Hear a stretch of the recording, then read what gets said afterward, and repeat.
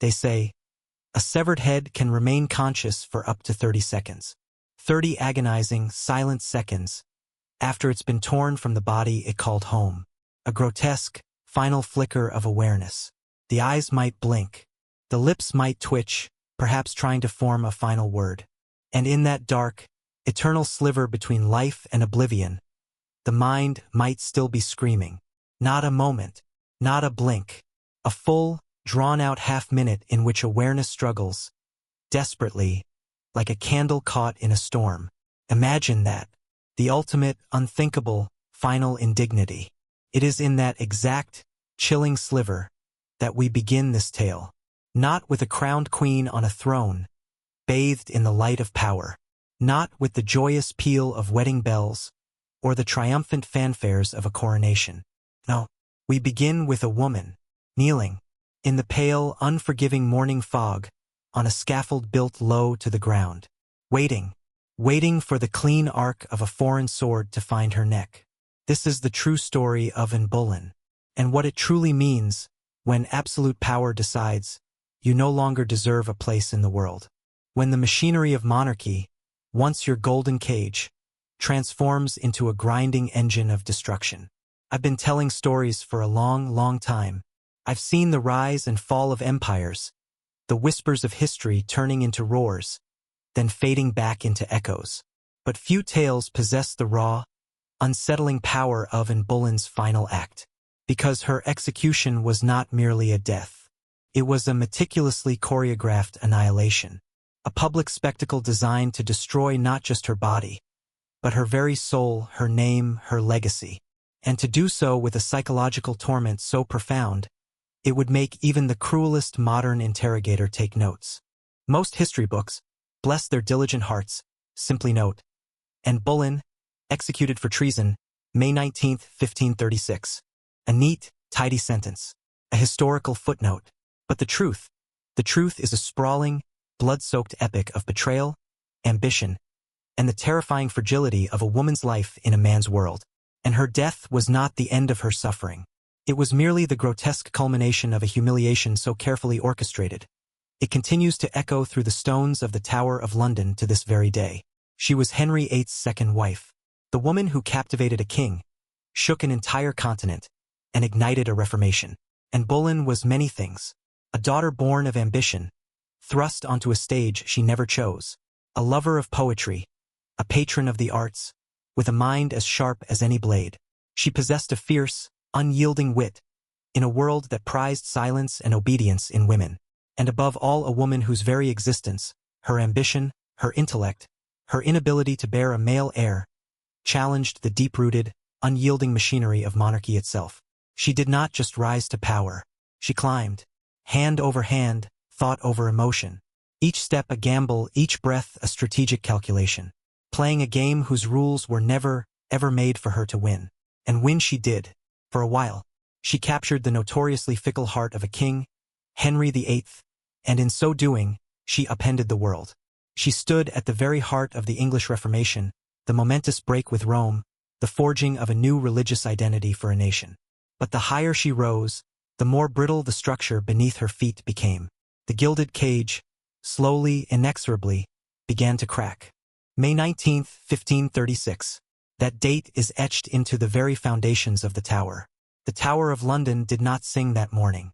There was no music, no triumphant fanfares, no ceremony, save the ceremony of death. Just the quiet, almost conspiratorial murmur of soldiers, the clink of armor, and the low, thick hum of anticipation. The air itself seemed to hold its breath. And Boleyn emerged from her cell, a place she had once entered as a hopeful queen-to-be, preparing for her coronation. Now, she walked those same cold corridors, not as a bride, but as a condemned woman. Yet, she walked with a terrifying, almost otherworldly grace. Not because she was unafraid. Oh no, the terror was very real. But because dignity was the only thing left they hadn't taken from her. And she would not surrender that. Not to Henry, not to the crowd, not to the blade. She wore a simple robe of gray damask. No royal finery, no jewels, save the crucifix around her neck. A symbol not just of faith, but of a quiet, profound defiance. a reminder that she would die a queen, no matter how many said otherwise. Her dark hair, once her crowning glory, meticulously styled, now hidden beneath a modest coif. Everything stripped away, everything but herself. She knelt, she prayed, and with the quiet, chilling instruction to make yourself ready, she placed her hands gently before her. The French executioner, brought in for his precision, his specialized skill with a sword rather than an axe. He did not use an axe. He stood, his sword hidden behind his back. Then he called for his assistant, and instinctively turned her head, perhaps startled by the voice, and the sword fell, clean, swift, merciless, and yet, that was not the moment they killed her. Her true death began long before the blade ever found her neck. You see, Anne Boleyn wasn't simply executed. That's too simple a word for the horror she endured. She was unraveled, systematically, deliberately, like a thread pulled from a priceless tapestry, until the entire image begins to distort, to fray, to fall apart. From the moment she failed to produce a male heir for Henry VIII, a healthy, living son to secure his dynasty, the clock began to tick. Loudly, mercilessly. In Tudor England, a woman who could not deliver a son was not simply a disappointment. She was a threat, profound, existential threat, to legacy, to power, to a king's very sense of immortality. And Henry, with his consuming desire for a son, could not abide a threat to his immortality. And so the machine turned, the same intricate, brutal machinery of monarchy that had elevated and now began its devastating work in reverse. Whispers in gilded corridors, barely audible at first, became pronouncements. Innocent stories of courtly flirtation, the playful banter that and was so famous for, swiftly morphed into grotesque charges of adultery. Intimacy, the very bond of marriage, was twisted into the heinous crime of incest. And her boundless ambition, her sharp intellect, her very presence at the heart of power, became treason. Imagine the horror. And was charged with seducing not just one, but 5 alleged lovers, including, in the most perverse and chilling accusation of all, her own brother George Boleyn. She was accused of plotting the king's death, of spreading heresy and practicing witchcraft. None of it, of course, was true. Not a single, solitary accusation held any real weight. But truth, my friends, truth was never the point. The point was plausibility. Just enough of it to satisfy a hungry, terrified court and a volatile, increasingly paranoid king. Inside the unforgiving walls of the tower, Anne was interrogated relentlessly, day and night, sleep-deprived, isolated, utterly, from any friendly face, any comforting voice, questioned again and again, her every word twisted, her silences, her pauses weaponized against her, her very composure, her dignity, that last thing they couldn't take, became suspicious. Why is she not weeping? Why does she not confess? Surely, the guilty cannot hold their nerves so well. What they wanted, you see, was not justice. They wanted collapse. They wanted her to break, to shatter, so they could point, with righteous indignation, and declare, "See, the guilty cannot hold their nerve." But and did not break, not even as the very foundations of her world crumbled around her. Not even as 5 men, her alleged lovers, her friends, and most devastatingly, her own brother George, were dragged to their own brutal deaths, found guilty on the same fabricated evidence that condemned her. Not even as she watched, from her own prison window, the scaffolds rise, dark and ominous, outside the very walls that held her captive. Even as the day of her own judgment, her own inevitable ending, drew chillingly close, and held her ground, she maintained her innocence, not with desperation, not with pleading, but with a quiet, unwavering clarity. And that clarity in that court, in that time, that clarity was dangerous. Because a woman who speaks clearly, a woman who looks injustice in the eye and refuses to yield, she is harder to forget. She is harder to erase. The morning of May 19th, 1536. It dawned, unusually bright, for London. A stark, almost mocking contrast to the dark, unspeakable events about to unfold within the tower's walls. And had spent her final night in prayer, though sleep, that blessed escape, repeatedly eluded her. Tower records, chillingly precise in their mundane detail, indicate she requested the sacrament at 2 in the morning, kneeling before the host for hours in desperate communion. By dawn, she had already been awake for nearly 24 hours. Her mind, undoubtedly fractured by the relentless stress The psychological torture, the crushing exhaustion, was on the precipice. When the Tower Lieutenant, Sir William Kingston, came to fetch her, he reportedly found her laughing with her ladies. Laughing, a reaction that speaks not to peace or resignation, but to a mind pushed beyond its limits. A desperate, almost manic dissociation from the unbearable reality. This was part of the cruelty. Anne's execution had been scheduled and rescheduled multiple times. An often overlooked, yet utterly devastating, form of psychological torture. The uncertainty of not knowing exactly when death would come a day, an hour, was a deliberate tactic designed to erode the will of any prisoner, to keep them teetering on the brink of despair.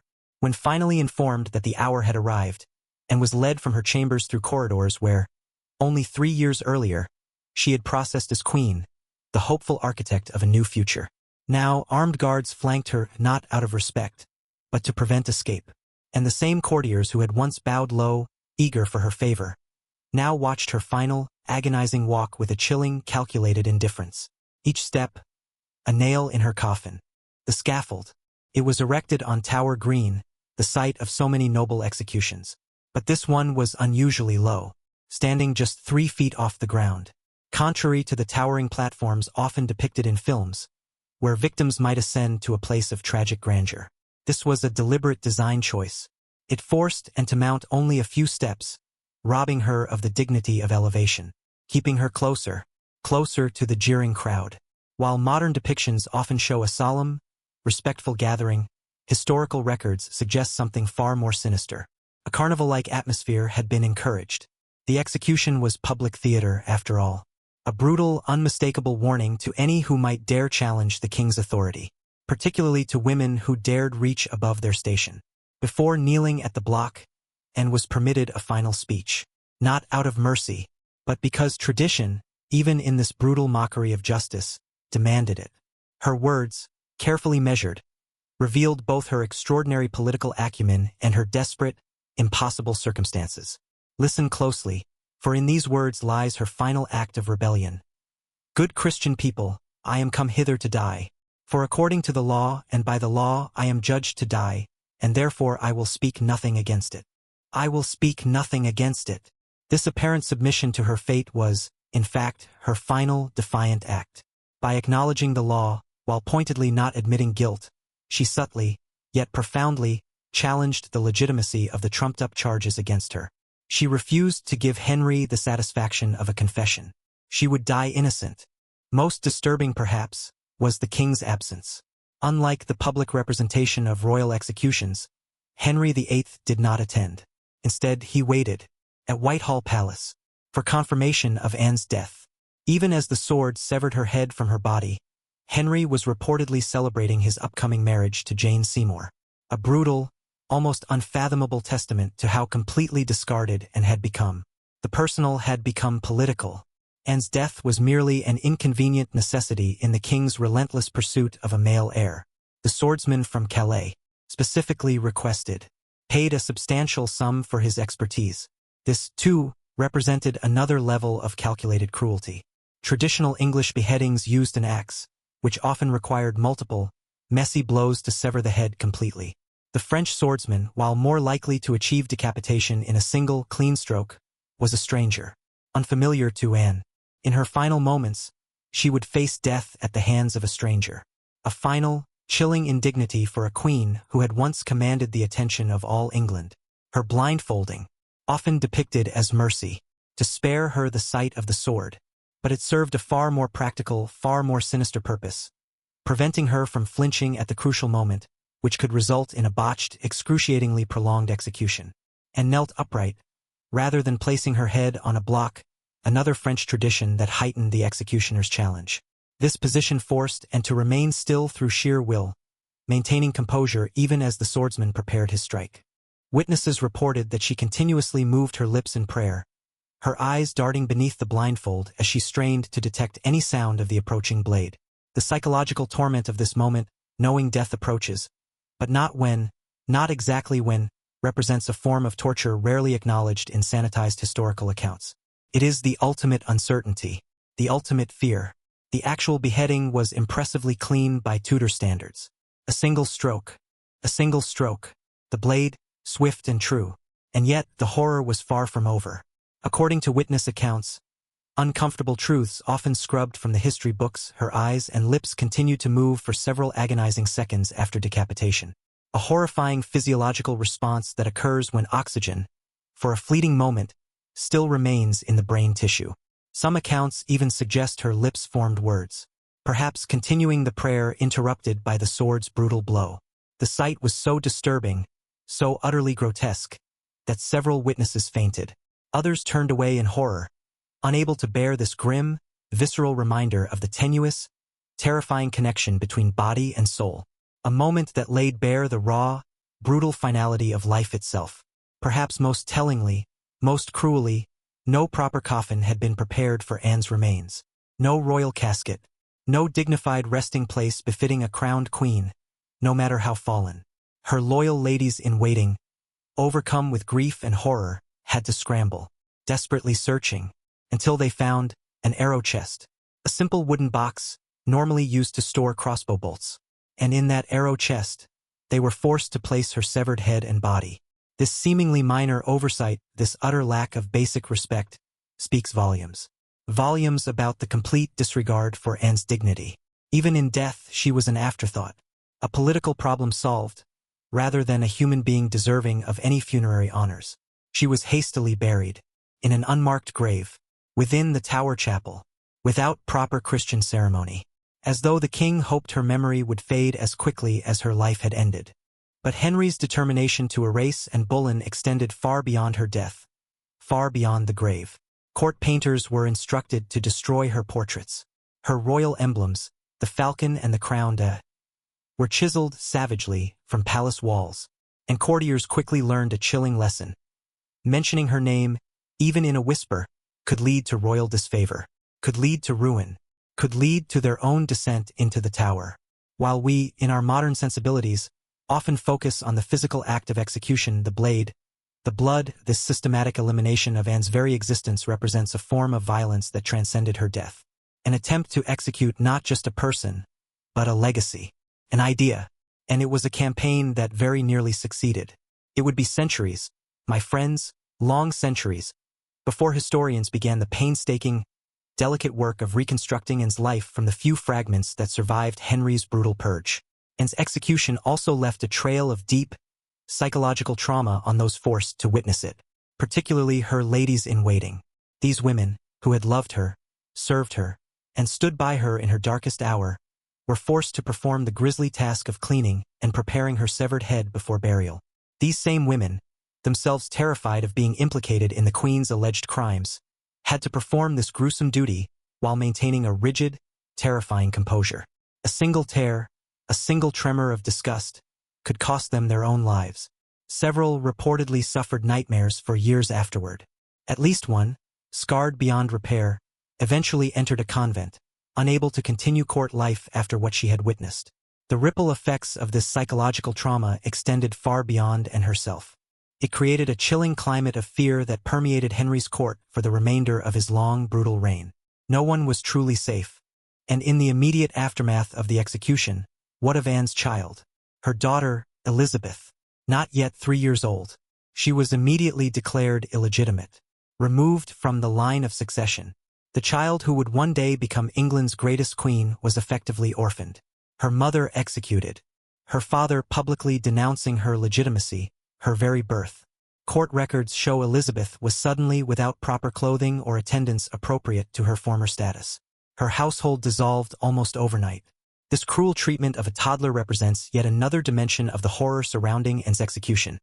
The punishment extended even to her innocent child, a child who would grow up in the lengthening shadow of that scaffold.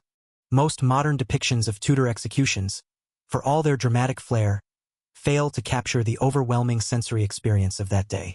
Imagine it, the scaffold, still reeking of the blood from previous executions, buzzing with flies in the May warmth, the stench of iron, sweat, and fear, and the sound, oh the sound, the crowd's roar, manipulated by planted supporters, instructed to cheer the Queen's death, created a wall of sound designed to disorient and terrify, and would have heard this cacophony growing louder as she approached Tower Green. The jeers and catcalls from a population encouraged to view her as a witch and an adulteress. This carefully orchestrated public humiliation, this sensory assault, formed an essential part of Tudor justice. Death alone was never punishment enough. Popular culture often romanticizes Anne's final speech as a moment of dignified defiance. And it was defiant in its own way. But historical record suggests a more nuanced, and perhaps more tragic, reality. Her carefully worded address, praising the king as a gentle and sovereign lord, reflects the impossible position she occupied, even facing certain death, and could not speak freely. Her words were constrained by concern for her daughter's future, for the lives of those she left behind, and for the watching crowd's reaction. Her speech represents not freedom of expression, but its opposite. The ultimate censorship of a woman who knew that even her final words would be reported, meticulously, to the king, and could impact those she loved. A final, desperate strategic maneuver on the very brink of the abyss. The sword that ended Anne's life, specially imported from France, symbolizes yet another layer of the performative aspect of her execution. Henry spared no expense to ensure a spectacle worthy of a queen's downfall. The executioner himself reportedly practiced on animals beforehand, determined to achieve the clean, single stroke that would earn him his substantial fee. This cold professionalism, the reduction of Anne's death to a mere technical challenge, exemplifies the dehumanization inherent in state-sanctioned execution. And wasn't just killed, she was processed, through a system designed to transform human suffering into political messaging. Contemporary accounts record that no English executioner would perform the task. Not from any moral objection, mind you, but because the French sword technique required specialized training. The blade itself was razor-sharp and weighted differently than an English axe, designed for a swift horizontal strike rather than the downward chop of an axe.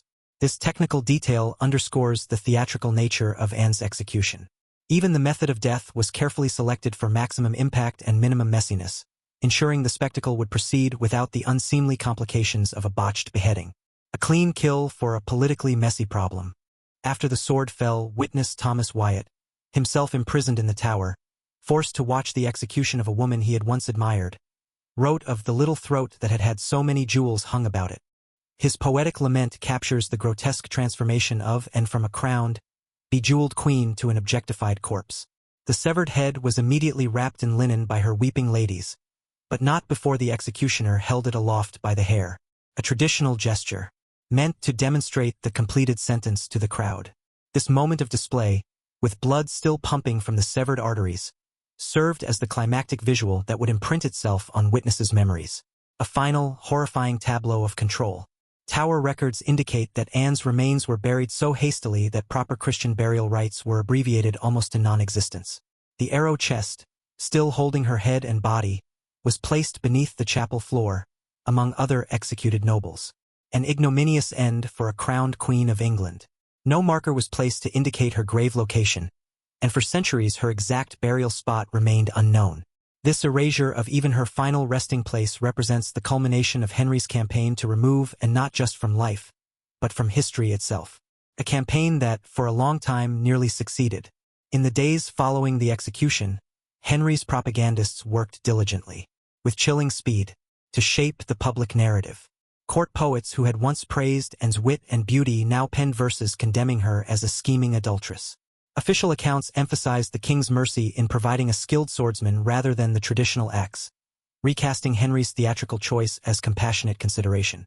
The execution's horror was systematically sanitized in official records, beginning the centuries-long process of historical revision that continues to influence our understanding of Anne's final moments. Perhaps most disturbing to modern sensibilities is how quickly life returned to normal for Henry VIII. The very day after Anne's execution, he became formally engaged to Jane Seymour. Within 2 weeks of sending his second wife to the scaffold, Henry married his third in a quiet ceremony at Whitehall Palace. This callous speed reveals the execution as merely a convenient solution to a political problem, and had failed to provide a male heir, so she was eliminated and replaced. The personal tragedy of her death was completely subordinated to statecraft and dynasty building, a chilling demonstration of absolute power. And yet, Anne Boleyn's story did not end there, for in the shadows of the palace, a small, observant girl named Elizabeth watched, listened, and learned. Elizabeth Tudor grew up in the echo of her mother's execution. A queen's daughter treated as a political inconvenience, unwanted, unspoken of. But blood remembers, and so does silence. When Elizabeth finally rose to the throne, she did not speak of and often, but she wore a ring, one that contained a tiny, precious portrait of her mother. And she ruled with a ferocity, a brilliance, a determination that seemed born of ghosts. She never married. She never shared power. And she never, ever let the court forget who her mother had been. Anne's daughter would become one of the most formidable monarchs in history, not in spite of her mother's legacy, but because of it. A phoenix rising from the ashes of injustice. But let us return to the blade, to the scaffold, to that chilling moment when the world paused. Anne's execution was choreographed. Every detail, the timing, the location, the audience, the foreign sword. It was meant to send a clear message. Order has been restored. The king's will is absolute. But what kind of order is built on a lie? What kind of peace is forged in so much calculated cruelty? Henry VIII remarried within days. Celebrations rang out while the blood still dried on the scaffold. The court spun new stories, new songs, new truths. And the people moved on. Because that's the most terrifying part, isn't it? Not that a queen was executed. Not that a woman was destroyed. But that it worked. It worked so well that no one dared to question it. It worked so well that even now, centuries later, we're still sifting through the ashes to understand what really happened. Anne Boleyn was not a saint. She was complex, sharp-tongued, political, proud. But none of those things are crimes worthy of such a brutal end. Her real crime was that she dared to matter. She dared to stand at the very center of power and refuse to be quiet. She dared to demand respect, not just fleeting affection. She dared to define her own story, until they tore the quill from her hand.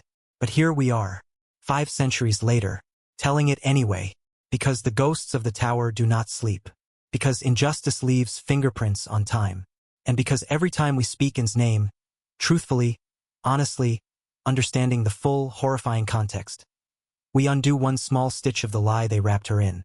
We give voice to the silenced. In the end, the true horror of Anne Boleyn's death is not just in the blood spilled or the life lost. It is in how normal it became. A queen condemned without evidence. A woman unmade for political convenience. A nation taught to cheer as a sword erased a legacy.